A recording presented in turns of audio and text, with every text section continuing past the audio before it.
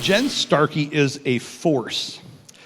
For over a decade, she's crisscrossed forgotten corners of the U.S. and Canada, doing the deep work of giving young athletes and youth leaders the high-performance tools to become confident, tough, and independent in sports, school, and life. She is on a mission to find real solutions to big challenges currently facing our culture. She believes challenging the way we think, specifically leadership, education, and health, is the path to finding the solutions that we seek.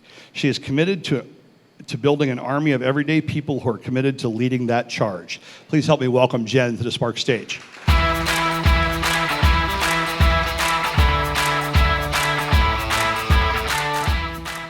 How many of you guys have kids? Let me just see, show of hands.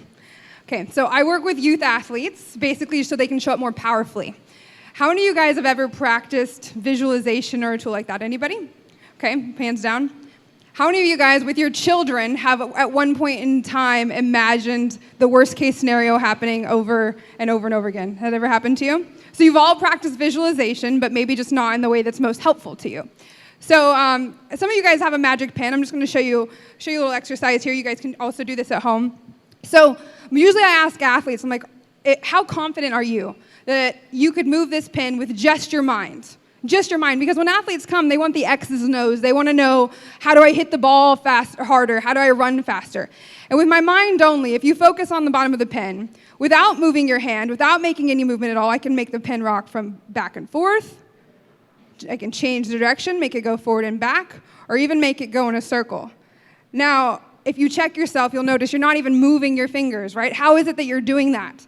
How is it that you're doing it? It's every single thought you think is like a little bolt of electricity. It goes off into your brain, it sends the electricity down your nerves, into your fingers, and even though you swear you're not moving, it moves the pen. So oftentimes if we're an athlete trying to hit the ball farther, or if we're a business owner trying to sell better, we're trying to do these X's and O's, these big movements to make an adjustment. Get your elbow up, get your elbow down, knees in, knees out, change your stance, all this stuff. But really, this small shift that we make in the pen, that's all you need to be able to hit the ball farther and faster. Come on up. My friend John here is going to help us out with a little activity. So John here, how you feeling today? How's your arm? Feeling strong? Fantastic. Awesome. So John's going to hold his arm out here just like this. Now this balloon is going to represent thoughts in the shape of fears, things in the future. And while you hold that, John, I'm just going to come over here and grab something real quick. So John, how does your arm actually feel? I feel great. You feel great? So tell everybody again. I feel great. He feels great. So his shoulder feels good. The balloon represents his fears. His arm represents his confidence level. Now, how long do you think you could stand there and hold that balloon like that, John? I don't know. This is a pretty heavy balloon. That's what I thought. Yeah, but really, if you had to give it a weight on a scale of 1 to 10, how heavy or light would you say that balloon is? It's very light. It's 1, yeah. Awesome. So John's going to stand there and hold that balloon for us. Now, in athletics, I ask an athlete, what's it like to play fearlessly?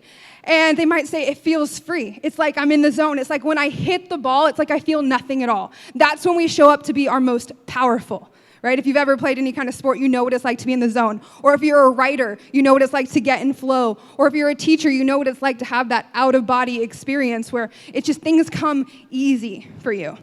And the thing is when we hold on to fears of the future or mistakes of the past, those are thoughts that are draining our energy that we may not be aware of. So our body, our physical body can only exist here in this present moment, right here where I am at.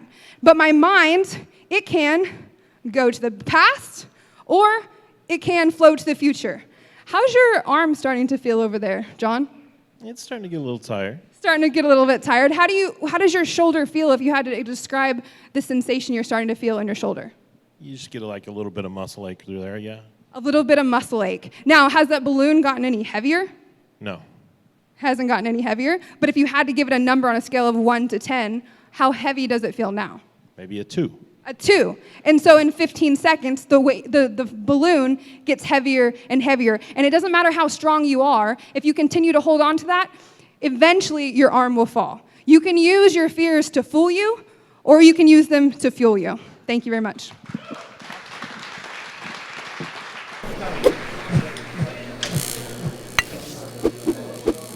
Don't delay. Get your ticket for the next Sparks event today.